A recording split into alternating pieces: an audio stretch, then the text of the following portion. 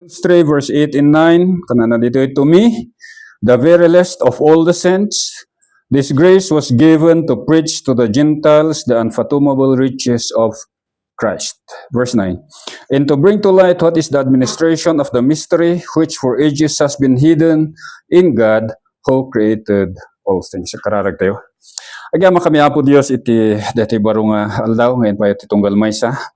Agyama kami ama, iti physical nga biag, nga mabalin mi apo Dios, nga usaran lata nga mangidawakin ka, kang ronana, iti barong biag, barong nga kinatao nga interview, baban iti ipapatay, panakaitanam, kan panagungar mo na ni Apo Meso Kristo.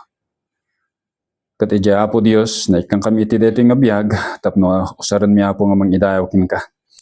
Kung kadi apo Dios, tulungan na kami, no tagipatgan mi dito nga interview nga baro nga parswa.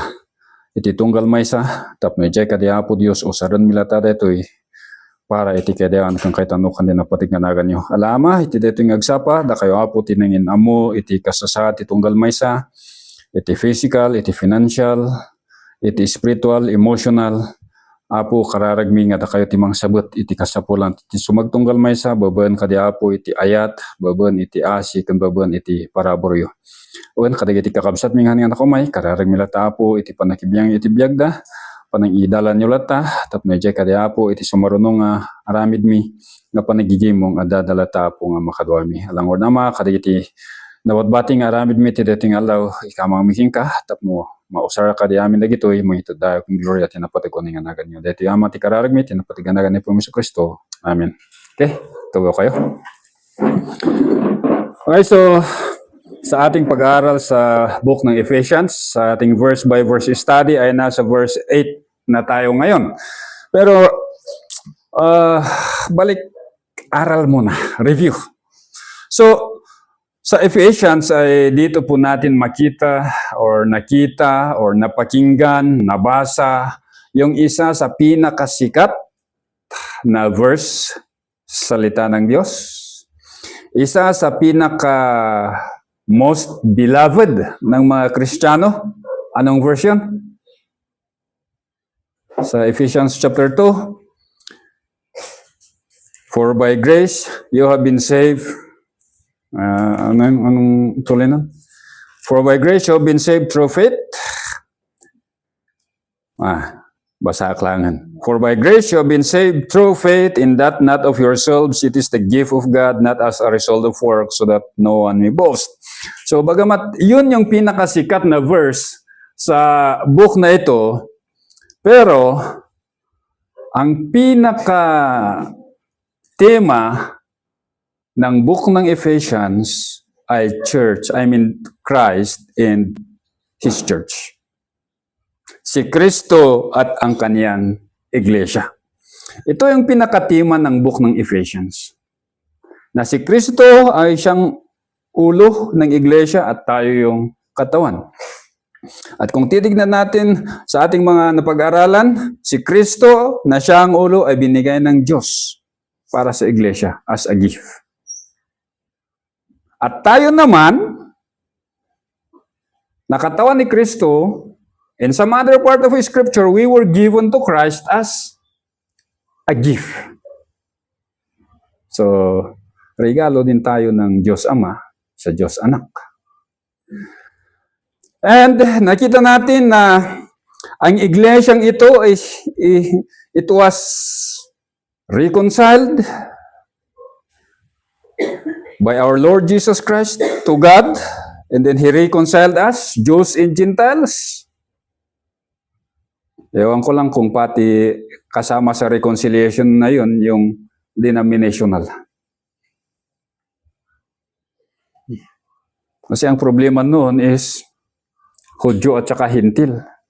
Ang problema ngayon, ang tao gumawa ng kanilang sariling bakod. And that is the name of denomination. Ewan ko kung kasama yun sa reconciliation. Anyway, so we were reconciled. Wala ng Hudyo, wala ng Hintil, wala ng barbarian, wala ng Isichan, wala ng, anong sabi doon sa Colossians? But we are one in Christ. So one in Christ, nakita natin yung mga son, yung mga prefix na son. And then, nakita natin na ang katawan ay naihalintulad sa isang community of believer, family of God, spiritual temple, na kung saan we contribute to the growth of each one.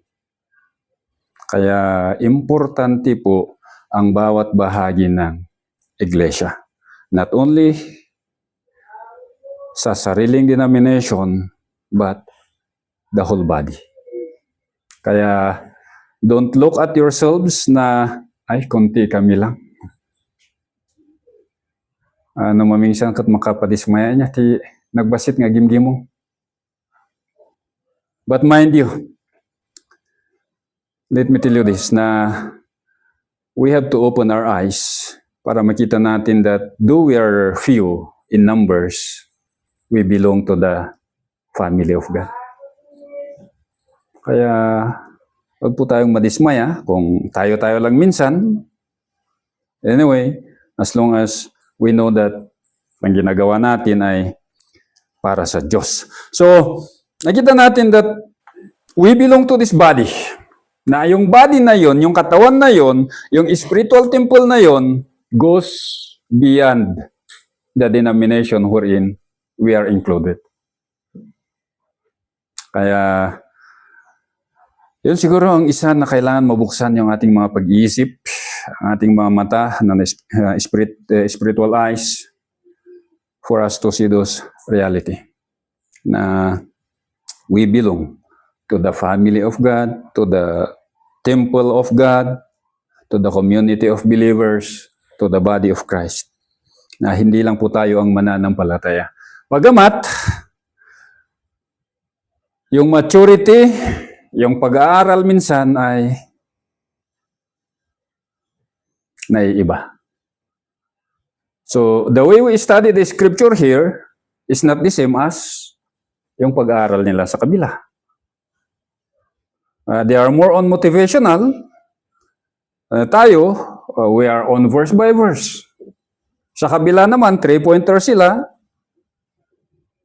Sa isang banda, si Kuya Eric, walang puntos. Diba? Ganun lang yan. So, nevertheless, we belong to one body. So, as a body of Christ, as member of the body of Christ, nakita natin na si Pablo, sabi niya, I was made a minister. Sa verse 7, ginawa siya ng Diyos na isang alipin. So, nakita natin that in one way or the other, we are also servants of God. We are made servant. Yan po yung tandaan natin. We are made servants. Ginawa po tayong alipin. Hindi po tayo nagboluntaryo. Hindi po natin ito ginusto. But God, in His love, grace, and mercy, made us His servants. Na ang alipin na iyon ay may isa lang may isang alam na gagawin.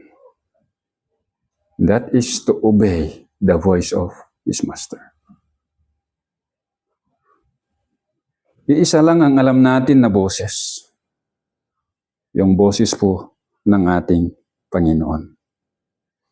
Bagamat ang daming boses na ating napapakinggan, baka sa inyo, marami kayong still small voice. Si Elijah yun. Pero, minsan, ewan ko kung may narinig ako. Baka. But anyway, we are made. Ginawa po tayong alipin. To do kung anuman, upang gawin natin, gampanan natin kung anuman yung binigay sa atin na tungkulin para sa kanyang iglesia. So, nakita natin sa verse 7 na si Pablo, he was made a minister according to the gift of God's grace na nabigay sa kanya according to the working of His power. So, kung titignan natin, Yung pagiging alipin ni Pablo, una, it is a result of grace. And then pangalawa, it is a result of God's omniscient and sovereign working. So makikita po natin sa buhay ni Pablo, sa kanyang pagiging alipin, ay nagawa niya yon sa biyaya ng Diyos at sa kakayahan ng Diyos na nabigay sa kanya. So, ganun din po sa atin eh. Bakit ba kaya natin na magpatuloy? Hindi po sa ating sariling kakayahan, hindi po sa ating sariling biyaya eh. Minsan, sabi natin na we can bless, but the blessing we pronounce to other people is actually the blessing of God. Kung sasabihin mo sa kapatid mo, oh, God bless you. Anong blessing yun? Blessing ng Diyos. So, si Pablo ay nagawa niya ang kanyang tungkulin na ayon sa biyaya ng Diyos at na ayon sa kakayahan ng Diyos na nabigay sa kanya. So sa verse 8, sabi niya, to me, the very least of all saints, this grace was given to preach to the Gentiles the unfathomable riches of Christ. Kaya sabi ni Pablo sa akin, makasarili. Hindi. Actually, kung titignan natin yung word na sa akin or to me, babalik tayo sa verse 2. Anong sabi sa verse 2? If indeed you have heard of the stewardship of God's grace which was given to me for you. To me. So, dito pinapakita ni Pablo na yung kanyang trabaho na ginagawa sa loob ng iglesia ay nabigay yun sa kanya. Bigay yun sa kanya. Kaya yung word na to me, ay ito ay parang a continuous reflection. Ito yung nabigay sa akin. Sa inyo, alam nyo ba kung ano yung binigay ng Diyos na gawain sa inyo? Sa loob ng kanyang iglesia. Si Pablo alam niya. Kaya sabi niya, para sa akin, ito yung nabigay na naayon sa biyaya ng Diyos. Ito ang kailangan kong gawin.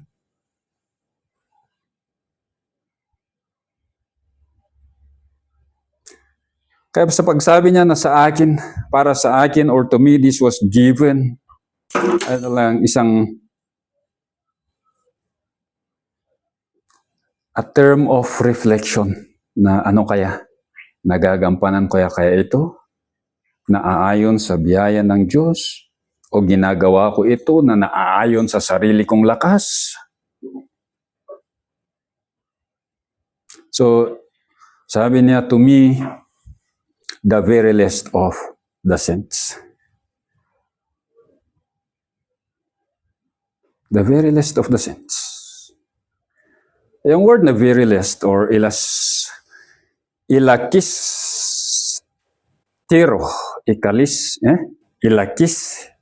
to tiro. Ewan ko kung anong salita to. Ibig sabihin, kung titignan natin kung ano yung salita na to, the very least of the very least. Siya yung pinakahuli sa pinakahuli. Siya yung nasa pinakadulo ng, ewan ko kung pila yon o ano.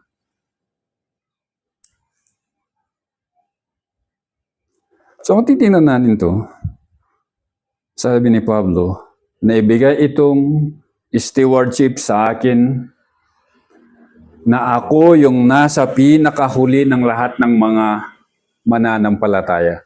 Kasi kung titignan natin dito, yung word dito is sabi niya, the very least of all saints.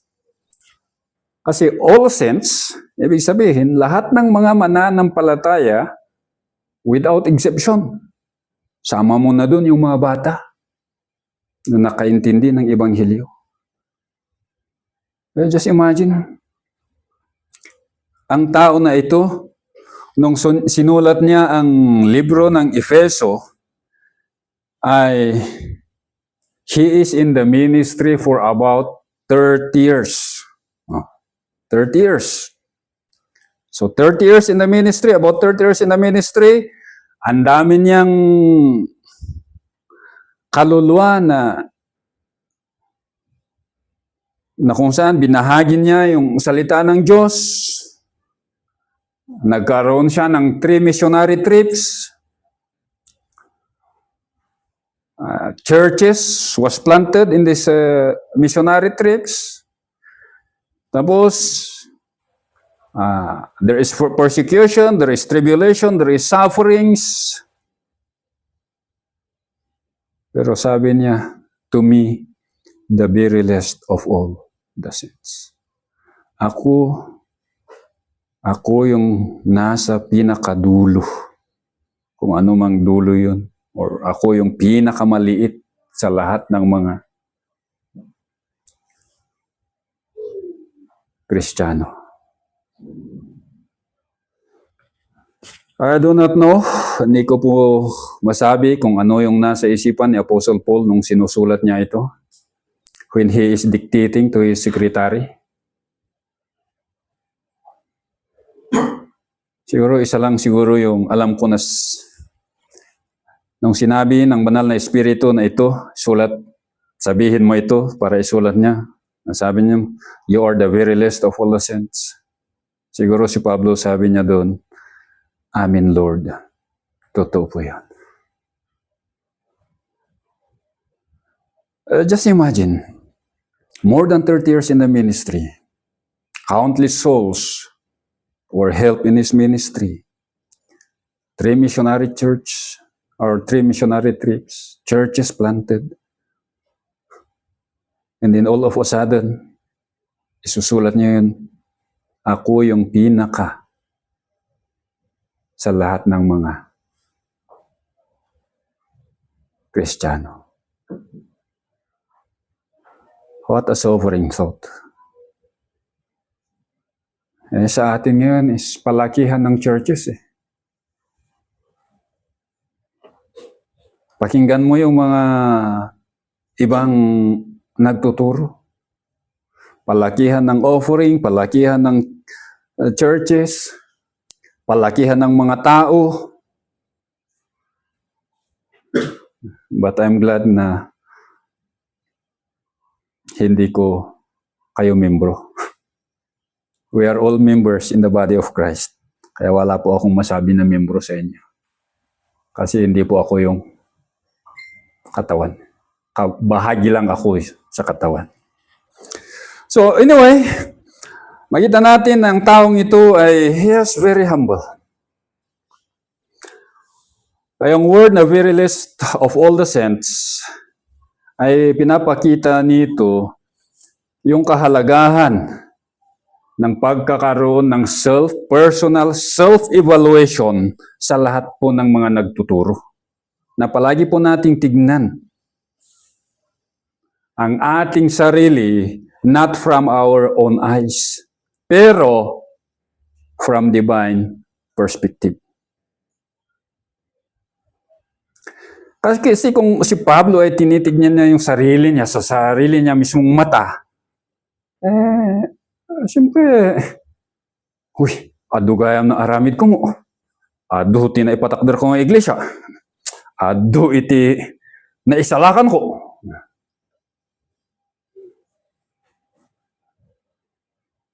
Pero hindi po ganun. Hindi po ganun. Kaya the very least of all the saints ay pinapakita the importance of personal self-evaluation coming from the divine perspective. That while we do, habang ginagampanan natin ang ating mga tungkulin ay it will keep us humble along the way. Yan po yung pinaka-importante sa isang mananampalataya, mas lalo na sa aming mga nagtuturo. Kasi hindi mo talaga maalis sa, ewan ko ba kung nature ng Pinoy ito. Ang lolo ko, yung payabangan ba? Diba? Ang iglesia ko, ganito. Ewan ko. Buti na lang wala akong iglesia. I just belong to the body of Christ. So nakita natin dito that the very least of all the saints emphasizes the humbleness of the Apostle Paul to the lowest level. Kasi to the lowest level, yung pinakamababa sa lahat ng pinakamababa sa lahat ng mga mananampalataya. Actually, kung maalala natin yung sinabi ng ating Panginoong Hesus sa kanyang mga alagad, ano pong sabi niya? About servant leadership. Sabi ng isa, Lord, kung darating ka sa inyong kaharian, ako yung uupo sa inyong kanan at yung kapatid ko ang siya sa inyong kaliwa. Pero anong sagot ng ating Panginoon? He who wants to be great in God's kingdom must be the servant of all. So the very least of all the saints reinforces the teaching about Christian servant leadership. Na kung saan ay isa itong example para sa atin na dapat matuto po tayo na magpakumbaba. Matuto tayo na maging servant, alipin ng kapwa nating mananampalataya. Kahit to the point na maging utusan ka. Di ba ang alipin ay utusan? Di ba? Ang alipin noon ay utusan. Ay kat nung makidiyos ay kakabsat yung na Kristiyano akat ay anya ngayon ron. Importante agserbi tayo kinapo Diyos. Kasi there are those other Christians na kala mo kung Diyos minsan magsalita. So be it.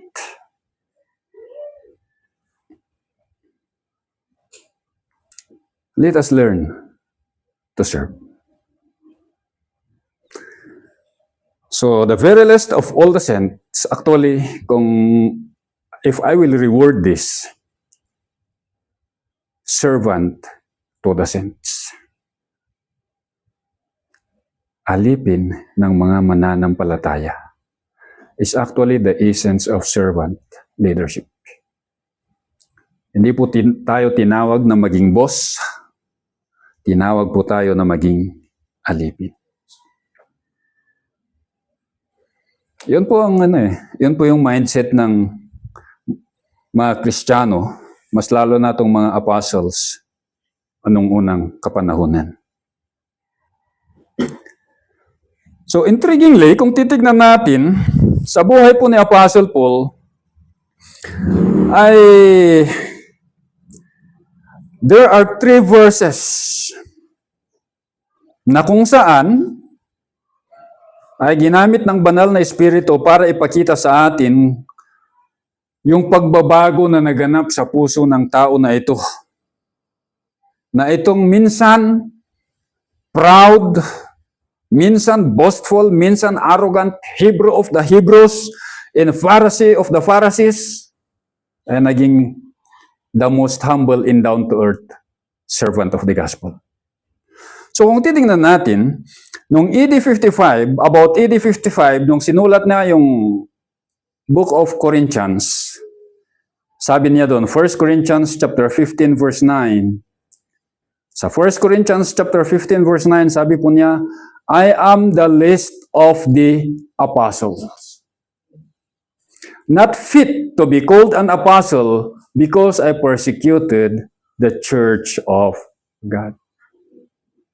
Actually, kung titignan natin, his work, yung writings niya, it is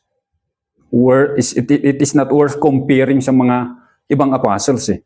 Kasi ilang book ang sinulat ni Pablo sa New Testament? 12? 13? Out of the 27 book. Ang susunod lang sa kanya ay si John.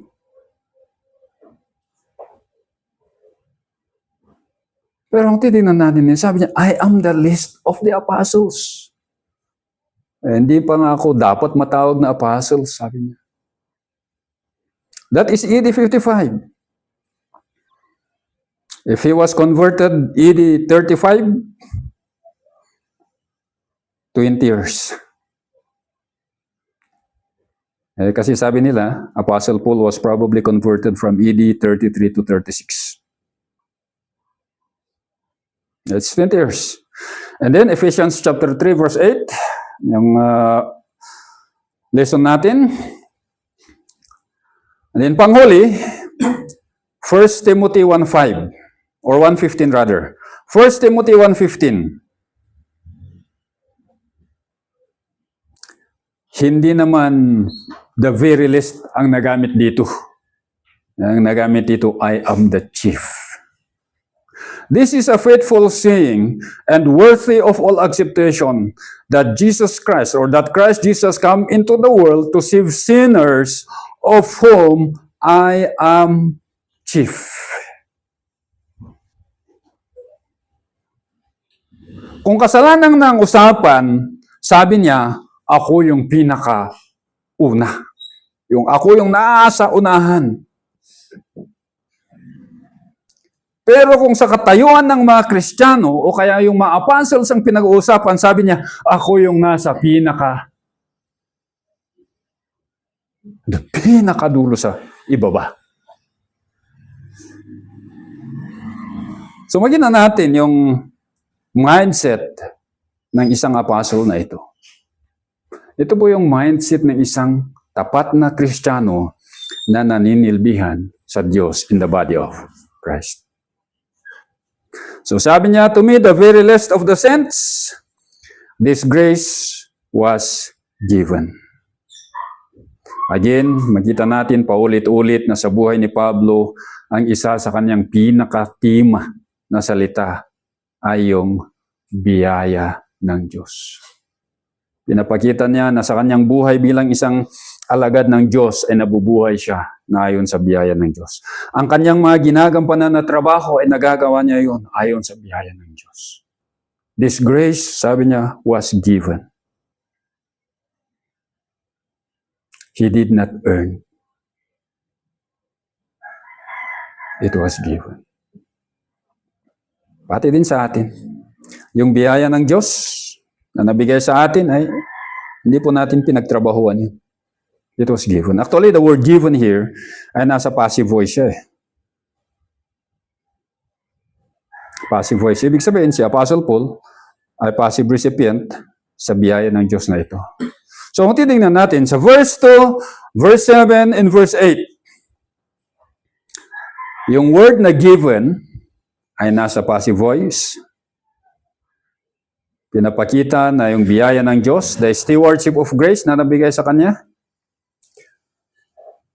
And then,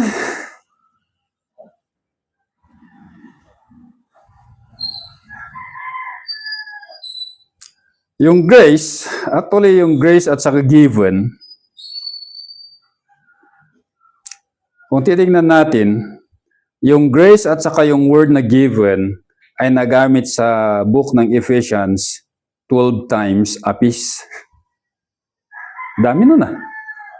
Repetition means, sabi ni Sir Billy, importance. Na kung saan nagamit yung salita ng paulit-ulit, ay ibig sabihin, importante po ang mga yun. So yung grace at saka given actually was used 12 times apiece na pinapakita yung kahalagahan ng biyaya ng Diyos na nabigay sa kanyang iglesia. At sabi ko nga kanina, the head, Christ, was grace given to the church. Yung function natin, yung gawain natin bilang isang mananampalataya ay grace given. Ano pa ba? So pinapakita dito na there is that emphasis na in the ministry, ano man yung ministry na yun na nabigay sa bawat isa sa atin, ano man yung gawain na yun na nabigay sa bawat isa sa atin, or anuman yung gift natin, spiritual gifts, gagawin po natin yan na aayon sa biyaya niya, ating Panginoon.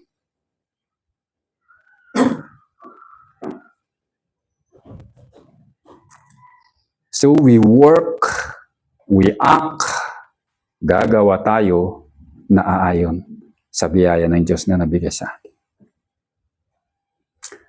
Kaya kung babalik tayo sa ating pinag-aralan last Sunday, ang gawain po natin ay hindi po natin ginagawa iyon sa ating sariling biyaya, sa ating sariling kalakasan, kundi nagagawa lang po natin ang mga iyon sa biyaya ng Diyos at sa Kanyang kalakasan. Yun po yun. Para hindi po tayo manlumo, hindi po tayo madismaya, anuman ang magiging resulta ng mga gawain na iyon. Apostle Paul sometimes was left alone. Naiwan siyang mag-isa. Anong sabi niya? No one is with me. On my first defense of the gospel, sabi ni Apostle Paul, no one is stood with me. Makaisipin niyo, asan na yung kanyang mga disciples? Asan na yung mga tao na nakakilala sa Diyos sa kanyang mga ministry? Ni isa man lang walang sumipot. Pero anong ginawa ni Pablo? Nagpatuloy pa rin siya. Why? Because of the grace and power of God. So, kung titignan natin yung susunod na may dalawang infinitive. May dalawang infinitive. To preach and to bring to light, or to preach the unfathomable riches of Christ, and to bring to light what is the administration of the mystery. These are two infinitives. Infinitive of purpose, na pinapakita dito, ano ba yung dahilan kung bakit binigay ng Diyos ang biyaya na ito kay Pablo? Why did God give that grace or grace of apostleship kay Pablo? So, may dala siyang dapat nagampanan dito. Una, to preach to the Gentiles the unfathomable riches of Christ. So, alam natin, sino ba yung mga hintil?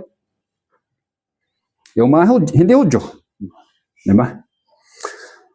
So, he was called to preach to the Gentiles. Nakita po natin yan sa Acts. And then, in Romans chapter 9, pinakita doon ni Apostle Paul kung gaano niya kamahal yung mga Hudyo. Pero, that zealousness for his own people, or his patriotism, he did not overrule God's primary purpose in his life. Hindi po nangyari yun, nangyari kay Jonah sa kanya. Si Jonah, anong dahilan kung bakit siya umiska po sa Tarshish? Tarshish ba yun? Bakit siya umiska po sa Tarshish? Because of patriotism. Alam niya na ang mga taga Nineveh, sila ang gagamitin ng Diyos to destroy Israel. So sabi niya, hindi ko gagawin to. Pero si Paul, bagamat there is that patriotism, meron yung pag-ibig niya sa kanyang mga kapwa-Hudyo, pero hindi nabago yung ang pagtawag ng Diyos sa kanya. Yun pa rin ang kanyang ginampanan. So knowing God's purpose in our life, His specific gifting in the body of Christ, and obedience to His calling is the divine antidote for loitering in the church. Hindi siya nag-loiter, hindi siya naging palaboy. Kasi alam niya I know that this is God's purpose for my life. Sabi. So His God's purpose, makita natin to preach. To preach, to proclaim, or to declare the good news. To preach the gospel. So, ang titingnan natin, to preach is aorist middle. Aorist middle siya. Ibig sabihin, naibigay itong trabaho kay Pablo in the past. Nung tinawag nung tinawag siya doon sa Damascus Road. Middle voice, makikita natin dito yung volition niya. Bagamat ayaw niya, ay kailangan niyang gampanan. So there is now that intention and deliberate choice to preach the gospel. So, makikita natin sa buhay ni Pablo na bagamat ayaw niya, he was called to be apostle out of his volition, pero makikita natin na ginawa niya yun. Minsan, nakikita ko rin ang aking sarili dito. Sabi ko, Lord, I do not want to be a pastor. Ayaw kong maging pastor. Ayaw kong magturo. Kasi alam ko na pag mali yung tinuro ko sa inyo, alam niyo kung anong mangyari sa akin? That is a big accountability sa Kanya. Kaya sabi ko, Lord, I do not want to become a pastor. Ayaw ko nang magturo, mas gusto ko yung nakaupo doon sa mga pews, nakikinig lang. Pero wala tayong magawa. Wala tayong magawa. Yun yung kanyang pagtawag. Ano ba tayo? So, here, makita natin na sa buhay ni Pablo, when he was made a minister, nung ginawa siya ng Diyos bilang isang alipin, bilang isang servant, according to the gift of God's grace, wala pong boses si Pablo doon. He has no choice. That is totally dependent sa sovereign will ng Master. Wala po siyang magawa. But now, in the preaching of the gospel, ay meron na siyang boses.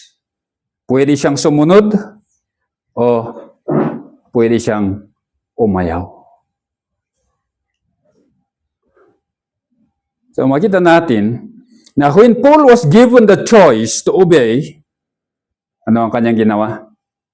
He obeyed deliberately. Intentionally. He obeyed. Wala yung wait lang. Yun yung mga favorite ng mga pastors na isang salita, wait. Maalala nyo yung illustration? Sinong may illustration yung sa Old Testament ba o si Christ? Basta meron yun. Anyway, I cannot remember. So, kay Pablo, wala pong wait lang.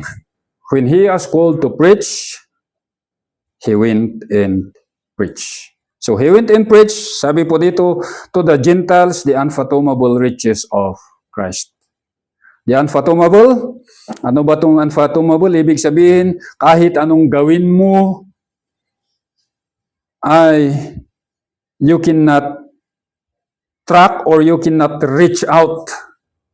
Kasi yung word na unfathomable, ay kung gagamitin mo yung word or word for word na translation, parang track out unable. Track out unable. So, kasi yung word dito is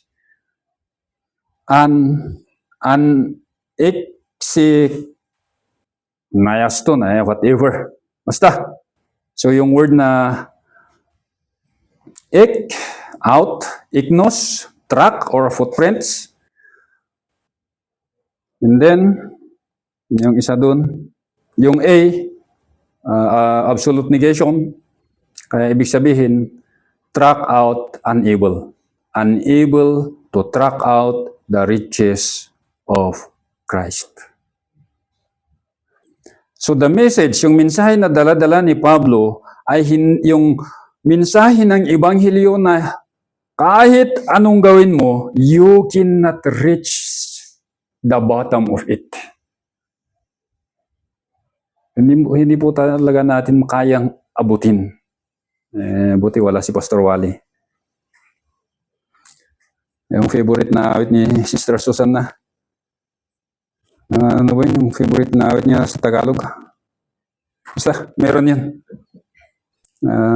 You cannot really, kahit gamitin mo yung utak mo, gamitin mo lahat-lahat, you cannot reach whatever the depthness, the height, the width, or whatever. So makita natin dito, that is the message of the gospel. Kaya actually, what we are doing right now, ewan ko if we are scratching the surface na sabi ng mga theologian of this gospel. Pero si Pablo sabi niya, I have to preach. I have to preach this unsearchable riches. Actually, yung word na riches din is plutos. Ibig sabihin, ito yung kayamanan na hindi maubos. Kayamanan na hindi maubos.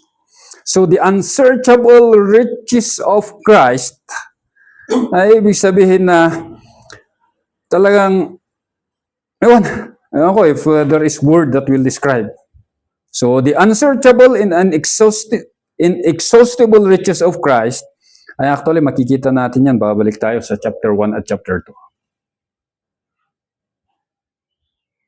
Na kung saan we are blessed with all every spiritual blessings in Christ. Basta yung in whom, in Him, in Christ, kasali ang mga yon. That minsan, we cannot really grasp the end of it. Pero yon yung isa na nabigay kay Pablo na dapat niyang gampanan. To preach the unfathomable riches of Christ. Ako. Yoros.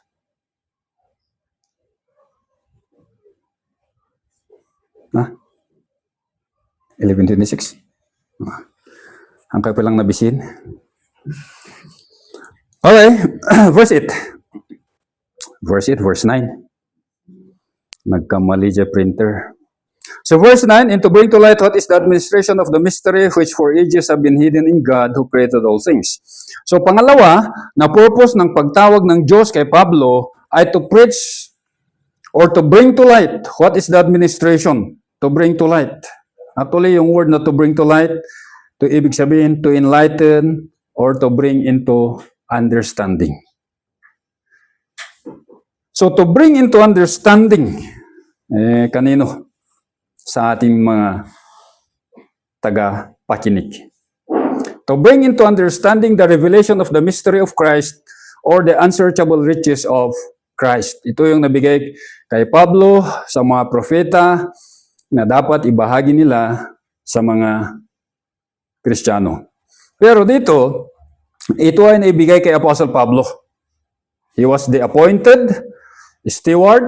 He was the mid-ministers of the gospel na siya yung magdadala sa atin ang mensahe na ito. So actually, kung titignan natin, ano ba yung dalangin ni Apostle Paul sa Ephesians 1:18? Sa Ephesians 1:18, ang dalangin ni Apostle Paul, sabi niya, I pray that the eyes of your heart may be enlightened, so that you will know the hope of His calling, what are the riches of the glory of His inheritance in the saints.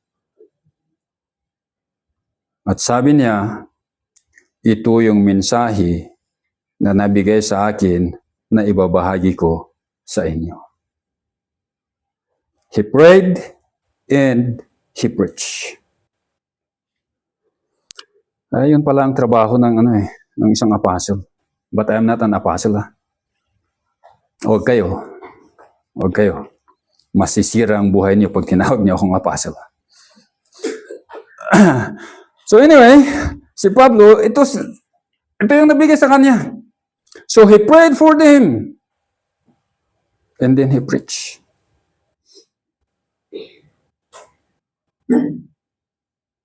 Ito yung inseparable ministry ng isang leader ng iglesia. Na kung minsan, sabi ko sa Panginoon, Lord,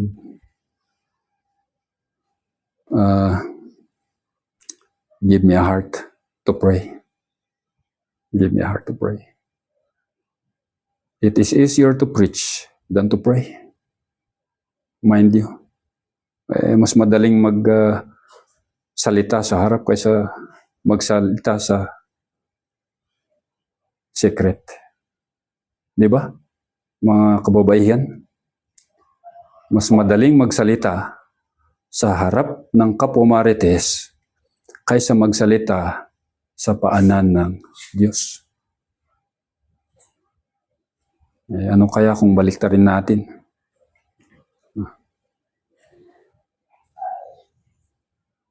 Pero makita natin sa buhay ni Apostle Paul, he prayed and then he preached. He spent time with the Lord and then he preached. So he preaches. Ito, to bring into light what is the administration of the mystery. What is the administration of the mystery? Sabi ng mga theologian, to sum it all, sabi nila, the whole counsel of God for the church. Kung ano yung purpose ng Diyos para sa iglesia.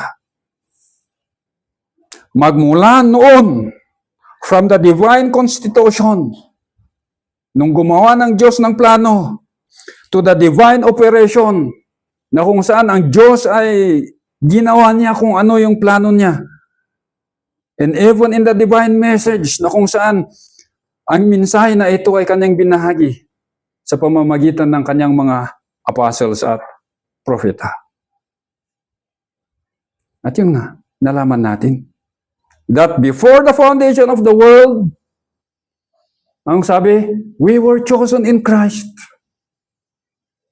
Pero ibang Kristiyano, ayaw nilang tanggapin yun. Pero ako, papasalamat ako that I am chosen in Christ before the foundation of the world. Kasi pag hindi po ako pinili ng Diyos, absolutely wala ako sa inyong harapan. I would have been somewhere else. Nuhanak din angan natay nga kuno nimo nung Eric tatay. But anyway, ito po yung dalawang nabigay kay Apostle Paul, to preach to the Gentiles the unfathomable riches of Christ and to bring to light what is the administration of the mystery. Ito yung dalawang trabaho na nabigay kay Pablo para sa ating mga hintil. And then, ito ay, sabi dito, which for ages has been hidden in God who created all things. So yung literal na pagbasa po nito sa Greek ay has been hidden from the ages in God. Mas madaling maintindihan yun. Kasi which has been hidden in God, which for ages has been hidden in God, medyo malabo. Pero kung titignan mo talaga sa original na translation, sabi doon, having been hidden from the ages in God. So has been hidden, ibig sabihin talagang naitago to. It was kept secret to the max. Walang ibang nakakaalam. Walang ibang nakakaalam. Ang Diyos lang. So ito ay hindi nila alam sa Old Testament. Kasi nga, nakatago ito eh. It was hidden in the ages. Sa mga lahat na panahon na dumaan before this time, sa kapanahonan ni Apostle Pablo, ang mensahe na ito ay nakatago sa Diyos. Ang Diyos lang ang siyang may alam.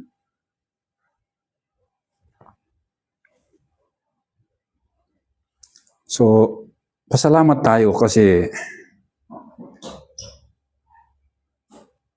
ipinanganak tayo na kung saan ang mensahe na ito ay available na sa mga hintil. Kaya isang malaking pasasalamat din yun eh. Na hindi po tayo ipinanganak nung kapanahunan ng, ewan ko, kaya hindi natin napakinggan ang mensahe na ito. So it was hidden in God. Perfect passive. Ibig sabihin, when it was hidden, it was completely hidden. Hanggang sa panahon that God revealed it to His prophets and apostles. At ito yung mensahe na nabigay kina Pablo at ang mga propeta. So, Kung titingnan natin, ay talagang God has His own time. Ang Diyos, God has set His own time. Na kung saan, yung programa niya ay kanyang ginagawa. So, maalala nyo, yung patungkol sa ating Panginoong Hesus. Anong sabi doon? When the fullness of time. Galatians. So, God has His own time.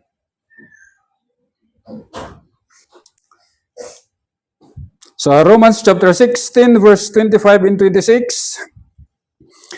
Romans chapter 16, 25 and 26, sabi po dito, now to Him who is able to establish you according to my gospel in the preaching of Jesus Christ, according to the revelation of the mystery which has been kept secret for long ages past, but now is manifested, and by the scriptures of the prophets, according to the commandments of the eternal God, has been made known to all the nation, leading to obedience of the faith.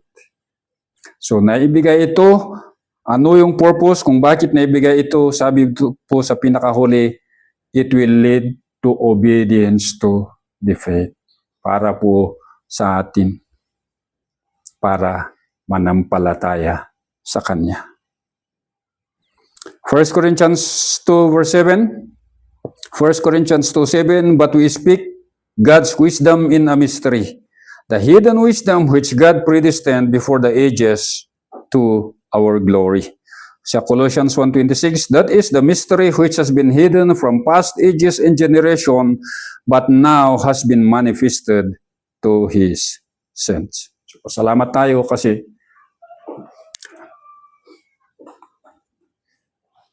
yung mensahe na ito ay dumating po sa atin. So sabi dito, in God who created all things. Bakit ba naman dinagdag pa ito? Sa verse, dapat wala na. Pero, yung phrase na ito, in God who created all things, it is strongly suggests that when the sovereign and omnipotent Creator God created all things, He also in His omniscience concealed in Himself the stewardship of the mystery, and the same Creator God now reveals His new creation in Christ to His holy apostles and prophets. So in God who created all things, ay sinasabi nito na nung Diyos ay gumawa siya ng plano, or when He created rather, nung ginawa niya itong sanlibutan na ito, may tinago siya. What is that? Ano yung kanyang tinago? The stewardship of the mystery, or the mystery of Christ. Na kung saan, itong Diyos na manlalanlang ay sa kapanahunan ni na Pablo, ay binigay niya itong mensahe na ito. Ano itong yung creation na ito? That the old creation that was destroyed by sin, ngayon, kanyang binago. New creation in Christ. Na kailanman ay hindi na kayang sirain ng kasalanan. You see that? That the God who created all things, including man, in Genesis chapter 1, ay siya ding Panginoong Diyos na gumawa ng bagong pagkatao para sa inyo, para sa akin, and included us in the body of Christ. Kaya, He is the Creator, not only of this universe, but also of the new man na nasa inyo at nasa akin. Na itong bagong pagkatao na ito ay ito po yung pwede nating gamitin na magpuri sa Kanya. Shall we pray? Father, we thank you na kung saan ay the mystery of Christ that was hidden from ages and generation ay inyong pinakilala sa inyong mga apostles at yung mga propeta. At kami rin po, Ama, ay nagpapasalamat kasi yung dati naming pagkatao na sinira ng kasalanan ay ngayon gumawa ka ng bagong pagkatao through the person and the finished work of our Lord Jesus Christ. Ay binigyan niyo po kami ng bagong pagkatao para may magamit kami to worship you and to serve you in the body of Christ. So Father, we thank you. At dalayan ko po na kayo po yung patuloy na magbigay sa amin ng pangunawa sa inyong mga salita na aming napag-aralan. Para sa ganon ay lumago po kami at lumaki sa aming spiritual na buhay sa aming Panginoong Hesus. So we thank you and we glorify your name. In Christ's name we pray. Amen.